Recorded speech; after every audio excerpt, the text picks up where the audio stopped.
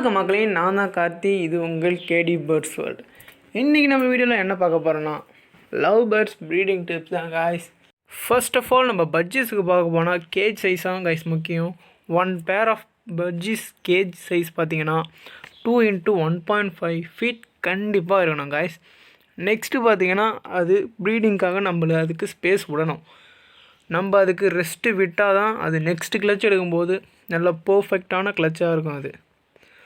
Next feed. நீங்கள் feet எல்லோரும் கொடுக்குற திணை அப்படின்ற ஃபீடே எல்லோரும் கொடுக்கலாம். அதுவே போதுமானது. உங்களுக்கு காஸ்ட்டு பொறுத்து நீங்கள் எது வேணால் பாய்க்கலாம். Next age.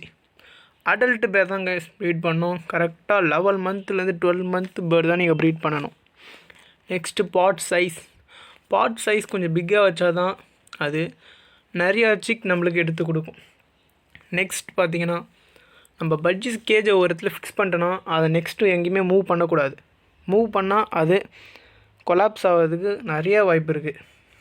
நெக்ஸ்ட்டு பார்த்திங்கன்னா அது 1 டேக்கு 7 to 8 டைம் வரைக்கும் மேட் ஆகும். அது எக் வச்சுதுன்னா கரெக்டாக உங்களுக்கு 18 to 21 டேஸில் எக் ஹேட்ச் ஆகிடும்.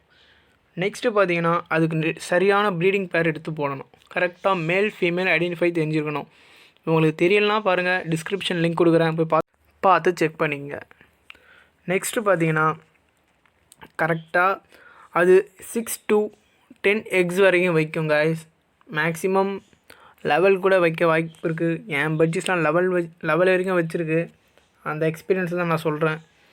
நெக்ஸ்ட்டு பார்த்தீங்கன்னா பட்ஜிஸ் ரொம்பவுமே ஈஸியாக ப்ரீட் ஆகக்கூடிய ஒரு பேர்டு தான் பட்ஜிஸ். ஓகேங்களா? அதோட எக் வைக்க போகுதுன்னா இப்போ சிம்டம்ஸ் எப்படிலாம் இருக்குன்னு சொல்கிறேன். ரெண்டுமே மேல் அண்ட் ஃபீமேல் ரெண்டுமே ஃபீடிங் பண்ணிக்கும். அங்கே பாருங்கள், அந்த ஃபீமேலோட பொசிஷனை பாருங்கள் எப்படி இருக்குன்னு. மேல் பாப்பப் பண்ணி ஃபீமேலை மேட்டிங்க்கு கூட்டுக்கிட்டே இருக்கும். ஃபீமேலும் ஒத்துக்கிட்டா ஃபீமேல் ஒரு மாதிரி உக்காந்து ஒரு மாதிரி பொசிஷனில் நிற்கும். அந்தமாரி நின்னால் தான் கரெக்டான ப்ரீடிங் நடக்க போகுதுன்னு அர்த்தம். ஓகேங்களா? அதை பாருங்கள் எந்த அளவுக்கு அது ஒத்துழைக்குதுன்னு பாருங்கள். இந்தமாரி இருந்தால் தான் பெஸ்ட்டு பேராக நீங்கள் எடுத்து போட்டிருக்கீங்க. ஓகேங்களா? இது இப்போ எக்கு லே பண்ணும். நெக்ஸ்ட்டு நான் உங்களுக்கு அப்டேட் பண்ணுறேன். நெக்ஸ்ட்டு அப்டேட் ஸ்டே டியூன்டாக இருங்க. இப்போது பார்க்குறீங்களா இந்த பேர் இப்போ மேட் ஆகிருக்கு. இது எக் வைக்கிறதுலேருந்து சிக் வர வரைக்கும் நான் உங்களுக்கு அப்டேட் பண்ணிக்கிட்டே இருக்கேன். ஓகேங்களா கைஸ்? நீங்கள் நம்ம சேனலை சப்ஸ்கிரைப் பண்ணாமல் அதை சப்ஸ்கிரைப் பண்ணிங்க. பிடிச்சிருந்தால் லைக் பண்ணுங்கள், பிடிக்கலாம் டிஸ்லைக் பண்ணுங்கள், உங்கள் ஃப்ரெண்ட்ஸுக்கு ஷேர் பண்ணுங்கள். இப்போ மேட் ஆகி உங்களுக்கு சிம்டம்ஸ் கண்டிப்பாக உங்களுக்கு தெரியும். அது பாட்டுக்குள்ளே போய் உக்காரும். மேல் அண்ட் ஃபீமேல் பாட்டுக்குள்ளே போவோம். சில பேர் இப்போ நியூவாக நீங்கள் வாங்கிட்டு வந்தீங்கன்னா பயந்து போவோம் சில பேர்கள். நீங்கள் அதனால் தப்பாக புரிஞ்சிக்கக்கூடாது. பாட்டுக்குள்ளே போகுது முட்டை வைக்கலான்னு கேட்கக்கூடாது. எனக்கு வாட்ஸ்அப்பில் நிறையா மெசேஜ் வருது, என் பேர்டு இன்னும் முட்டை வைக்கல ஆனால் பாட்டுக்குள்ளெலாம் போகுதுன்ட்டு. இதுதான் ஒரே ரீசன். நீங்கள் ஃபஸ்ட்டு வாங்கிட்டு பயமுறுத்தவே கூடாது பேர்டை. அதை ஃப்ரீயாக அது பாட்டுக்கு நம்ம விட்டுட்டோன்னா அது நம்மளுக்கு நல்ல கிளச் எடுத்து கொடுக்கும்.